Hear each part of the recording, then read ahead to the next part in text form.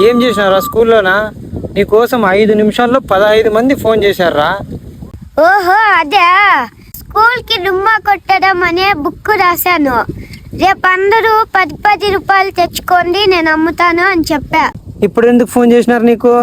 ఈ రోజే చదివేస్తే రేపు స్కూల్ కి డుమ్మా కొట్టచ్చు కదా. ఆ? అది వాళ్ళ ప్లాన్, అందుకే ఫోన్ చేసి ఉంటారులే.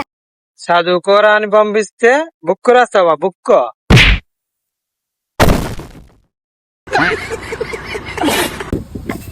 ఓయ్ నాన్న, ఇది ఒక పెద్ద బిజినెస్. ఇది వ్యాపారం.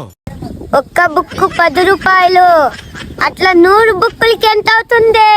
100 బుక్కులు, అది స్కూళ్ళకి అమ్మితే ఎంత అవుతుంది?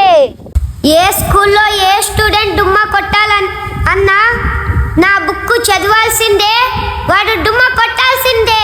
నిన్ను ఇట్లే వదిలేస్తే స్కూల్ కు డుమ్మా కొట్టే వాళ్ళందరికీ లీడర్ అయిపోతావురా నువ్వు.